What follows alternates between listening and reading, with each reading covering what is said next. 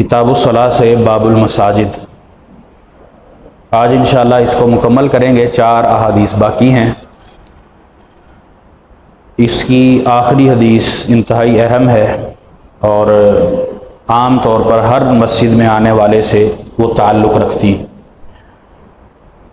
رسول اللہ صلی اللہ علیہ وسلم کا فرمان، عن انس رضی اللہ تعالی عنہ قال، سیدنا انس رضی اللہ تعالی عنہ روایت کرتے ہیں، بیان کرتے ہیں، قال رسول اللہ صلی اللہ علیہ وسلم کہ رسول اللہ صلی اللہ علیہ وسلم نے فرمایا، البصاق فی المسجد خطیئۃ، مسجد میں تھوکنا یہ گناہ ہے، وکفارتها دفنها، اور اس گناہ کا کفارہ جو ہے وہ اس کو دفن کرنا ہے۔ متفق علیہ، یہ بخاری اور مسلم کی حدیث ہے۔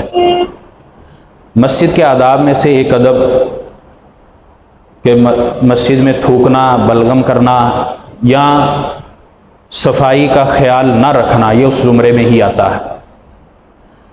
نبی علیہ السلام کا یہ فرمان ہمارے آج کی مساجد کو اگر ہم دیکھیں تو پھر سمجھ میں نہیں آتا کہ مسجد کے فرش پر یا مسجد کے قالین پر کون تھوکے گا، کوئی سمجھدار تو نہیں تھوک سکتا۔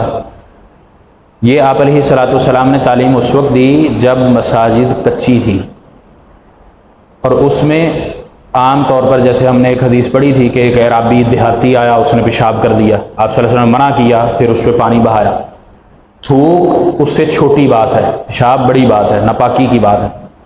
تھوک ناپاکی والا کام نہیں کرتا، جگہ ناپاک نہیں کرتا، لیکن آداب یا مسجد کی صفائی کا یہ تقاضا ہے کہ یہ کام مسجد میں نہ کیا جائے، اور اگر اچانک ہو بھی جائے، آپ صلی اللہ علیہ وسلم نے کہا یہ گناہ کا کام ہے، اور اس کا کفارہ کیا ہے، اس کو دفنا دیا جائے۔ زمین کچی ہے تو وہاں تو دفن ہو سکتا ہے، اوپر مٹی ڈل سکتی ہے، اگر کچی نہیں ہے تو پھر کیا حل ہے؟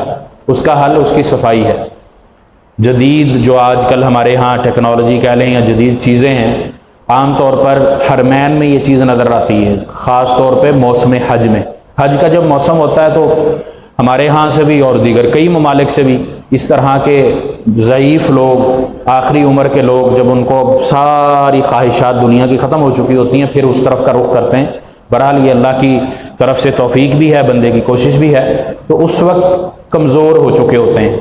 تو کئی دفعہ ہم نے بھی دیکھا کہ وہ مسجد کے اندر یا قالین پر ان کا پیشاب وغیرہ ہو جاتا ہے۔ اب اس کا حل کیا ہوتا ہے؟ وہ فوری طور پر قالین جو بھی وہاں موجود ہے اس کو صاف کرتے ہیں، اوپر شاپر لگا کے اس کو لپیٹ کے لے جاتے ہیں، اور مسجد کے فرش کی صفائی جو اویلیبل چیزیں میسر ہوتی ہیں، وہاں تو ہر دروازے پر ہی میسر ہوتی ہے، لوگ گھومتے ہیں، فوری طور پر اس کو بلاک کر کے اس ایریے کو صاف کر دیا جاتا ہے۔ پھر جراثیم کش دوائیاں، پھر عطر، پرفیوم، پھر دیگر جتنی بھی چیزیں، وہاں خاص طور پہ عود کا استعمال ہوتا ہے، تو وہ فوری طور پہ اس اسمیل کو بھی ختم کیا جاتا ہے۔ تو یہ ہمارے پاس بھی یہ مثال ہے۔ ہماری جو پکی مساجد ہیں وہاں اولاً ایسا کام نہ ہو، اگر ہو جائے تو اس کی صفائی کا یہ طریقہ ہے کہ اس کو فوری طور پر صاف کر لینا چاہیے۔ آگے ایک اور بھی حدیث آ رہی ہے جو مسجد کی صفائی سے تعلق رکھتی۔ ہمارے ہاں ایک مزاج ہے، مسجد کے حوالے سے یا صفائی کے حوالے سے ہم انتظار کرتے ہیں جو صفائی پر بندہ مقرر ہے، جو خادم ہے، کہ وہ ہوگا یا اس کو بلایا جائے گا تو مسجد صاف کی جائے گی، ورنہ وہ گندگی پڑی رہے۔ یہ طریقہ یا یہ سوچ درست نہیں۔ اگر تو گناہ سے بچتے ہوئے اجر و ثواب کا بندہ اپنے آپ کو مستحق کرنا چاہتا ہے تو پھر اس کو یہ تڑپ ہونی چاہیے کہ مسجد کی صفائی کا خیال میں نے بھی اتنا رکھنا ہے جتنا مسجد کے خادم کی ذمہ داری۔ وہ ایک اسپیشل ہو جاتا ہے، مقرر ہو جاتا ہے، وہ ایک الگ بات ہے، لیکن اس کے باوجود جتنے بھی مسجد کے نمازی یا جتنے بھی مسلمان ہیں، کیونکہ مسلمان مرد کا تعلق مسجد سے عورت کا بھی ہے اگرچہ، لیکن مسجد سے مرد کا تعلق زیادہ ہے، اس کی یہ ذمہ داری ہے کہ وہ مسجد کی صفائی کا خیال رکھے۔ اب اس میں یہ ضروری نہیں ہے کہ جو صفائی یا جو گندگی اس کے ذریعے ہو جائے وہ اس کا خیال رکھے، نہیں، عام خیال رکھے۔ ہوا وغیرہ چلتی ہے، مثلا مسجد کے اندر مٹی آ جاتی ہے، کچرا آ جاتا ہے، کوئی تنکا آ جاتا ہے، یا عام طور پہ بال گرتے ہیں، یہ بھی ہر نمازی کی ذمہ داری ہے کہ وہ اس کو صاف کرے، اٹھائے۔ یہ صرف ذمہ داری ایک بندے کی یا 2 بندوں کی، 3 بندوں کی نہیں ہے، بلکہ ہر نمازی کی ذمہ داری۔ کیوں؟ اس کا اجر اللہ سے لینا ہے، اللہ کے گھر کی صفائی رکھنی، اس کا اجر اللہ سے پانا ہے۔ اور اسی طرح رسول اللہ صلی اللہ علیہ وسلم اس حوالے سے خاص تربیت کیا کرتے تھے، کیونکہ عبادت گاہ میں بندے نے آ کے عبادت کرنی ہے، اپنے رب کو راضی کرنا ہے، اپنے رب سے بات کرنی، گفتگو کرنی، اور اگر اس کے تقاضے ہی اس کو پتہ نہیں ہوں گے تو وہ پھر کیا گفتگو کرے گا اور کیا اپنے رب کو راضی کرے گا اور کیا وہ سوال رکھے گا، کیا وہ اس کا جواب پائے گا۔ اس کی ایک میں مثال دیتا ہوں، ہماری عدالتی نظام ہے۔ عدالت میں موبائل ہم کتنے احتیاط سے سائلنٹ کرتے ہیں۔ اگر موبائل کی آواز آ گئی، جج ہو سکتا ہے اگر اچھا ہوا، نرم ہوا تو وہ وارننگ کر دے گا، ورنہ وہ کیا کرے گا؟ چودھری صاحب بیٹھے ہیں، بڑے اچھے طریقے سے بتا سکتے ہیں ہائی کورٹ کے سارے رول۔ کیا ہوگا؟ اس کے اوپر کیس بن جائے گا، توہین عدالت بن جائے گی۔ اور اسی طرح گفتگو آپس میں کرے گا، کیا ہو جائے گا؟ اللہ رب العالمین کے گھر بھی ایسے ہی ہیں۔ وہاں تو صرف ہم کسی کا کیس میں بیٹھے ہوئے ہوتے ہیں یا اپنا کیس لے کر گئے ہوئے ہوتے ہیں، مدعی یا ملزم، اور اتنی زیادہ سختیاں ہیں، لیکن اللہ کے ہاں سختیاں اگرچہ نہیں ہیں لیکن آداب ضرور ہیں، اس کے تقاضے ضرور موجود ہیں۔ اللہ کے گھر میں آنا ہے، کیسے وقت گزارنا ہے، کیسے طلب کرنا ہے، مانگنا ہے، کیسے سوال کرنا ہے، کیسے واپس جانا ہے، یہ سارے آداب موجود ہیں۔ ہم مسجد میں آئیں ایسے ہی جیسے بازار میں بندہ گھومتا ہے، ہا ہو ہی ہو کرتے ہوئے، آوازیں بلند کرتے ہوئے، اور یہاں تک کہ مسجد میں جیسے جس کا دل چاہے جس طرف بیٹھے، جو بات کرے، جیسی بات کرے وہ کر کے ہم اٹھ کے چلے جائیں۔ پھر ہم کہیں ہم جی نماز پڑھ کے آئے ہیں، دعا بھی بڑی لمبی کی تھی لیکن پتہ نہیں کیا ہوا۔ تو پھر یہ پتہ نہیں کیا ہوا والی بات نہیں ہونی چاہیے، پتہ تو پھر ہمیں ہے۔ تو اس لیے یہ آداب انتہائی ضروری ہیں۔ ہر جگہ کے آداب ہوتے ہیں، مسجد کے آداب، ان کا تعلق ہمارے رب سے جوڑتا ہے۔ تو یہ جتنے زیادہ ہم ان کے زیادہ خیال رکھیں گے اتنا ہی زیادہ ہمارے لیے اچھا ہے، اتنی ہی زیادہ ہماری عبادات کی لذت ہے اور عبادات کی قبولیت کا ذریعہ۔ یہ نہیں ہے کہ مسجد کے آداب کو خیال کر کے پھر عبادت چھوڑ دے کہ نہیں جی بس آداب میں خیال رکھتا ہوں بس اس سے ہو جائے گا، یہ بھی نہیں۔ ہر چیز کا اپنا مقام ہے، اپنا درجہ ہے، اپنا رتبہ، اس کو اس طریقے پر اسی جگہ پر رکھ کر ادا کرے گا تو مسئلے کا حل ہے، ورنہ مسائل آتے ہی رہیں گے، وہ الجھتا ہی بندہ رہے گا۔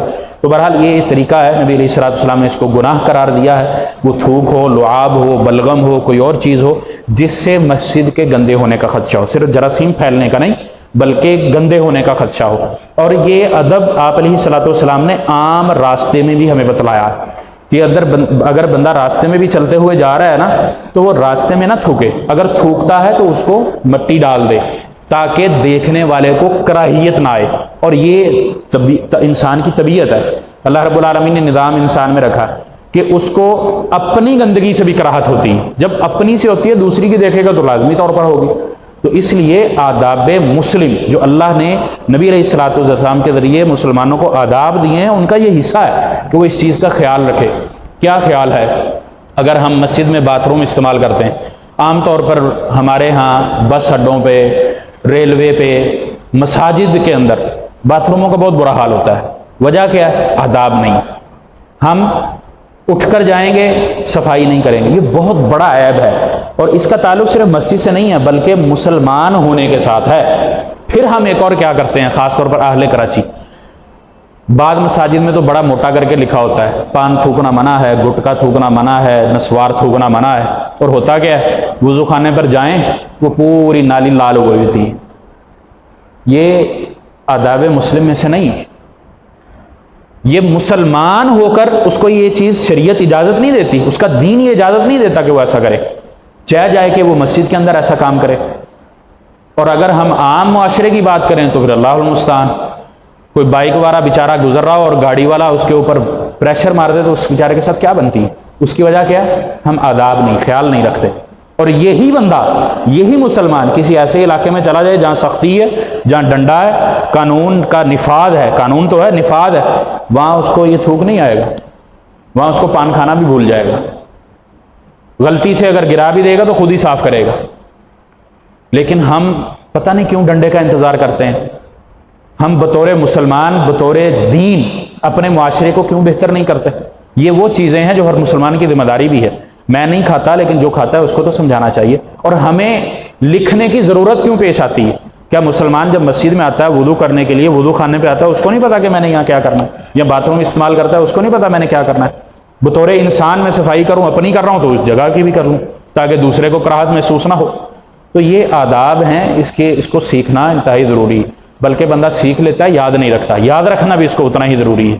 تو یہ مسجد ہو یا مسجد کے علاوہ یہ چیزیں ہوں، یہ ہمیں بتلانے چاہیے، سکھلانے چاہیے۔ وہ آفس ہو یا کوئی بھی چیز، اس کا انتظام کیا جاتا ہے۔ بہتر ہے کہ بندہ اس گندگی سے نکلے، اس چیز کا استعمال ہی چھوڑ دے، یہ سب سے بہتر ہے۔ کیوں؟ مال بھی خرچ کر رہا ہے اور اپنی صحت کی بھی بربادی کر رہا ہے، دو نقصان ہے اس کو، اور اللہ رب العالمین نے بڑا وعدہ اس پہ حکم بھی دیا ہوا ہے۔ تو اس لیے اپنے آپ کو ہلاکت میں بھی نہیں ڈالنا۔ بات لمبی ہو گئی، حدیثیں میں نے پوری کرنی، تو ہلاکت میں بھی نہیں ڈالنا، نہ مال ہلاک کرنا ہے، نہ اپنے آپ کو اپنے جسم کو ہلاک کرنا ہے، اور نہ ہی یہ معاشرتی بیماریاں جو ہیں ان کا ہم نے شکار ہونا ہے۔ تو اپنے آپ کو اچھے طریقے سے اچھا معاشرہ کرنے کے لیے یہ چیزیں یہ بتانی پڑیں گی، سیکھنی پڑیں گی، اپنانی پڑیں گی۔ تو آپ علیہ الصلوۃ والسلام نے ان ساری چیزوں سے منع کیا ہے، اس کو صاف کر دینا، اس کو دبا دینا، یہ اس کا کفارہ آپ صلی اللہ علیہ وسلم نے بتلایا۔